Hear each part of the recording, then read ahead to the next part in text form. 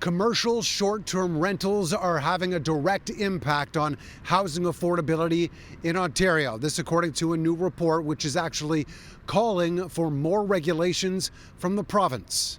Tenants are already dealing with the highest rents in history.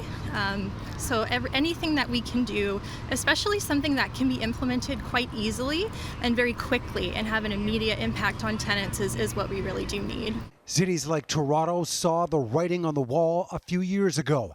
Investors taking advantage of services like Airbnb by buying up properties and only using them for short-term rentals. Local regulations were put in place so that if a property is not your principal residence, it can't be used. But the problem persists throughout the province. So there's a huge gap emerging now between communities that have stricter rules on commercial short-term rentals and communities that don't.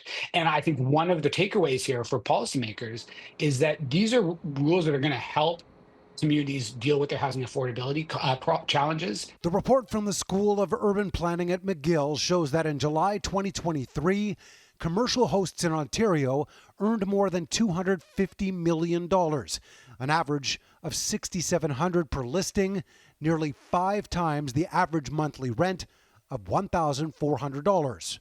Now the call is going out to the Ford government to step in and keep it under control. And because we're in the midst of a housing crisis and we hear a lot from the province about a lack of supply, this would be single-handedly the most lowest hanging fruit on the policy menu that one could implement. City News reached out to the office for Paul Calandra, Ontario's Minister of Housing and Municipal Affairs, to see if this is something the province would consider, and didn't receive a response. If the province was to implement a province-wide strategy on regulating short-term rentals with principal residence requirements, also having a registry for hosts, we know that this would save tenants $572 million a year, and that impacts tenants. We've heard the term ghost hotels before.